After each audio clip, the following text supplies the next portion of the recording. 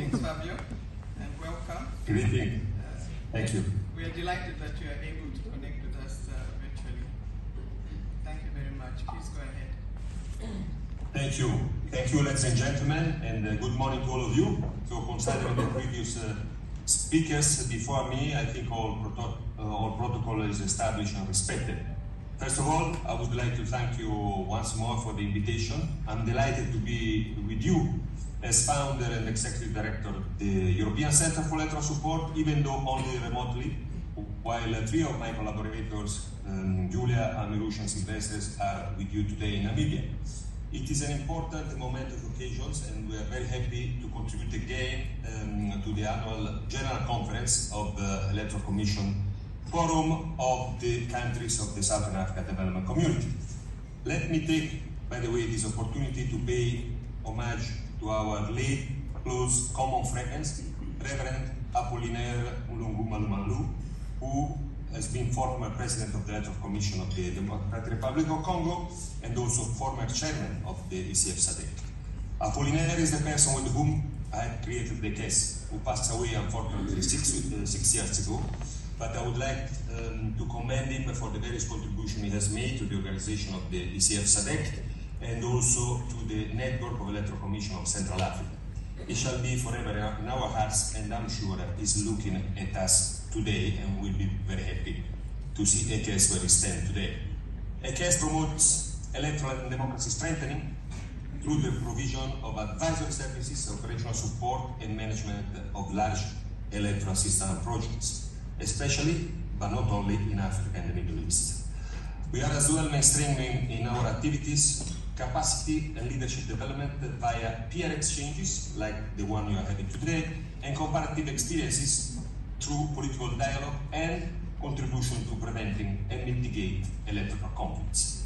ECES is an independent, non-partisan, and not-for-profit private foundation that has been obtaining also its ISO 9001 certification for its quality management systems. Over the years, we have created and copyrighted our strategy, which is called a European Response on Electoral Cycle Support, which is implemented through specific methodology and tools, also copyrighted by ECES. EUREX is an innovative delivery mechanism to implement electoral and democracy assistance activity that are consistent primarily with European values and EU policies, targeting the facilitation of the cooperation on electoral matters between the EU and EU member states, which are our main funders, and their partner countries, in this case, the countries of the SADC.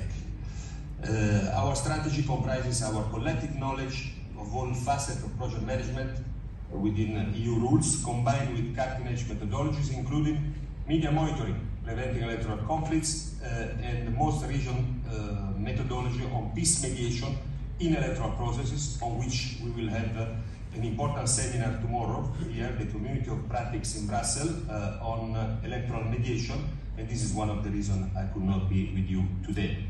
The theme for this conference lies at the heart of ECES works, promoting public trust and stakeholders' engagement in electoral processes, thus making them accessible and participatory.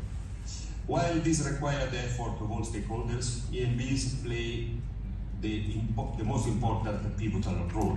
How the EMB conducts the process is key to instilling trust in the process itself and promoting a climate of trust among all stakeholders involved, which is the necessity number one in all electoral democracies.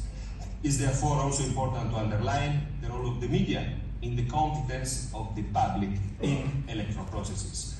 We are living in an interconnected and global world that converges through media. Therefore, misinformation and disinformation or deepfake can distort facts with the intention to shape public confidence in elections. In this context, ECES also believes that media monitoring and early warning can tackle hate speech, mitigate conflict, and increase public confidence in electoral process. We look therefore forward to presenting more on this topic and our experiences over the next 2 days, also through a publication that we have, I think, distributed to all of you and on the net. Our ambition to work with the ECF Secretariat and its member has led us to formulate a project, what we believe with people common challenges in the region today.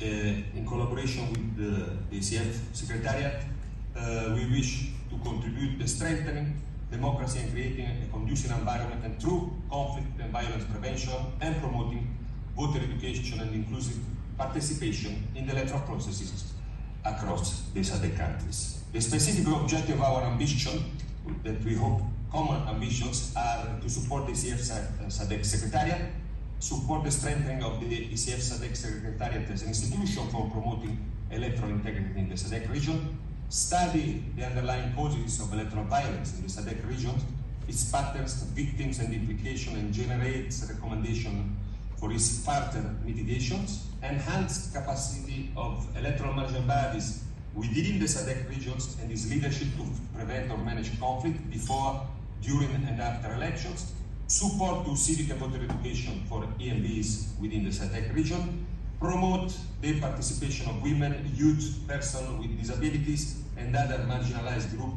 in the electoral process, create enabling conditions for continued